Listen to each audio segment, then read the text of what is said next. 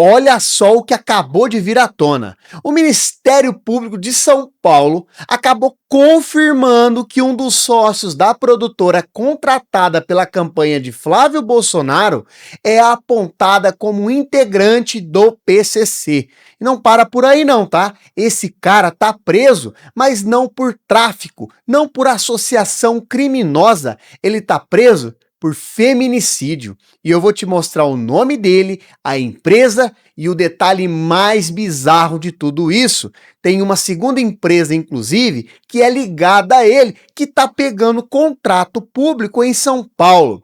Já se inscreve no canal, ative as notificações e bora pro vídeo. Pessoal, vamos começar pelo nome central dessa bomba. É Alex Leandro Bispo dos Santos. Guarda esse nome aí, gente, porque ele vai sustentar essa investigação inteira. Ele não é um funcionário qualquer não, dentro de um esquema. Ele é um sócio de uma empresa umbilicalmente ligada à produtora do filme Dark Horse.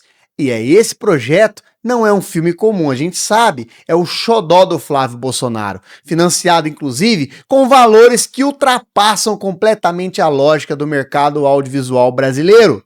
Segundo a apuração do Ministério Público de São Paulo, o nome de Alex já foi formalmente carimbado como peça central do PCC, que é a maior organização criminosa do país. Isso significa que a estrutura responsável por viabilizar um projeto pessoal de um pré-candidato à presidência da República tinha dentro dela alguém com vínculo documentado a uma facção. Não é insinuação de adversário político, não. Não é fofoca de bastidor, é apontamento formal de um órgão do Ministério Público registrado em apuração oficial. E é justamente esse tipo de prova que separa a denúncia política de fato que está sendo investigado. Mas, pessoal, aqui acaba entrando o erro ridículo que acaba mudando completamente a leitura dessa história. O Alex Leandro, ele não caiu por causa de um plano de inteligência contra o crime organizado. Não foi fruto também de operação especial da Polícia Federal mirando a facção. Ele está atrás das grades por feminicídio. Esse detalhe, por mais grave e triste que seja, é o que destrói qualquer narrativa de perseguição política que a defesa do Flávio está tentando construir depois. Porque se ele tivesse sido preso em uma mega operação contra o PCC, dava inclusive para alegar coincidência, contexto, falta de conhecimento prévio. Mas nós estamos falando de um homem que está preso por um crime de violência extrema contra a mulher e que ao mesmo tempo assinava contratos dentro do ecossistema de uma pré-campanha presidencial. E a reportagem que trouxe esse cruzamento de informações já está circulando entre os veículos de que cobrem inclusive o caso.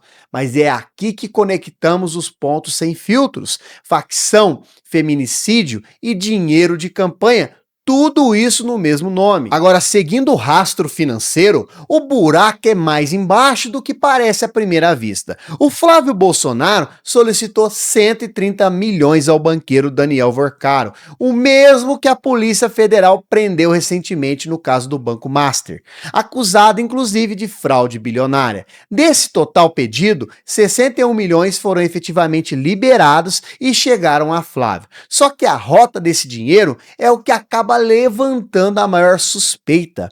O valor, ele não foi direto para a produtora aqui no Brasil, mas sim por um fundo registrado lá nos Estados Unidos, controlado inclusive por um amigo íntimo de Eduardo Bolsonaro. Ou seja, antes de chegar onde deveria, o dinheiro acabou passando por fora do país, por uma estrutura ligada a outro membro da família, e só depois entrou no circuito da produção do filme. Então, esse desvio de rota é justamente o tipo de movimentação que costuma acender alerta em investigações de lavagem e ocultação de origem de recursos, segundo apontado por deputados que estão cobrando explicações formais sobre esse caso. E é claro que a arrogância aqui foi o erro. Em maio de 2026, quando o esquema veio à tona publicamente, o Flávio ele acabou negando tudo. Ele disse que o financiamento era invenção, que não existia pedido nenhum a Vorcaro, e o problema é que o site da Intercept Brasil tinha em mãos os áudios da negociação. Então, quando as gravações elas vieram a público, o discurso do Flávio acabou mudando da água para o vinho. De isso é mentira para vou prestar contas. Nós já estamos em junho, no finalzinho de junho de 2026, e até agora nenhuma prestação de contas formal foi apresentada. O silêncio depois de uma promessa pública feita sob pressão das provas, é praticamente uma confissão indireta. Porque se realmente não houvesse nada a esconder, a transparência prometida já teria sido cumprida há semanas. Então, esse padrão de negar primeiro, ser desmentido por prova concreta e só depois recuar, segundo o próprio Intercept Brasil, é o que mais acaba preocupando quem está acompanhando de perto a movimentação desses 230 milhões. Isso é o que praticamente ninguém está conectando, mas a apuração acaba mostrando Alex Leandro também é o nome por trás da empresa Favela Conectada. Essa empresa ela foi subcontratada para projetos de instalação de internet pública dentro do município de São Paulo, recebendo milhões de reais em contratos com o poder público municipal. Ou seja, enquanto o Ministério Público apontava o Alex como integrante de facção criminosa, e enquanto ele respondia formalmente por um crime de feminicídio, a estrutura empresarial ligada a esse mesmo nome estava recebendo dinheiro público para executar obras de infraestrutura. É o Estado financiando de forma indireta uma rede empresarial conectada ao crime organizado.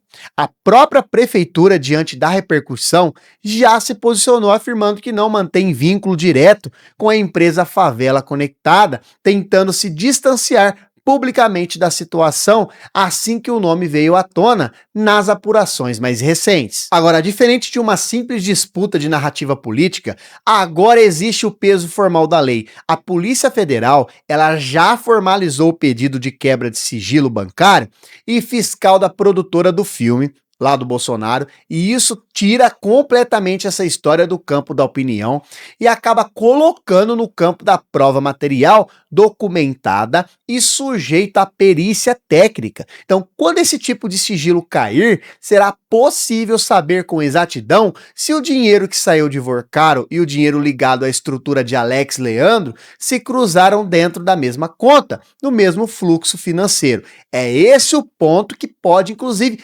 transformar uma suspeita política em um processo criminal concreto contra pessoas físicas e jurídicas específicas. E é exatamente por isso que esse caso não pode ser tratado como mais um boato de bastidor.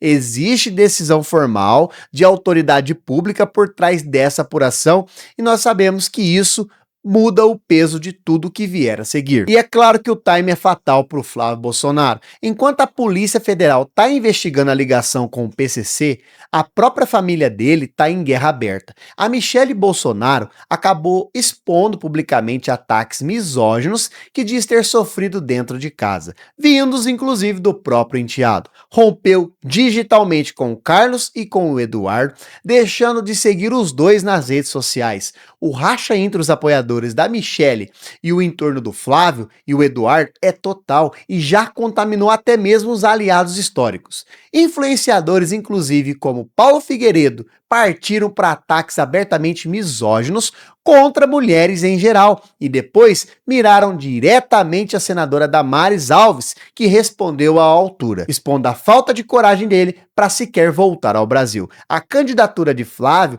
está nascendo, portanto, em meio a um campo de batalha simultaneamente familiar e criminal. Dois incêndios que se alimentam um do outro no pior momento possível para sua pré-campanha. Bom, e a estratégia da defesa, segundo denunciou o deputado federal Lindenberg Farias, é empurrar com a barriga até depois das eleições de 2026.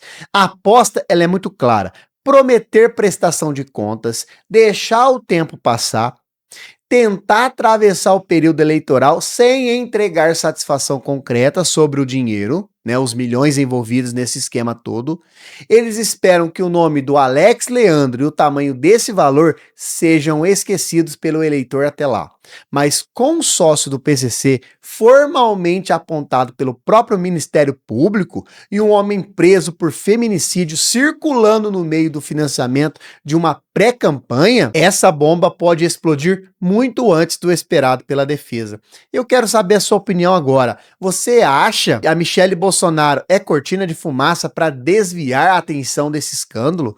Ou o clã realmente acabou ruindo por conta dessas investigações que estão vindo à tona?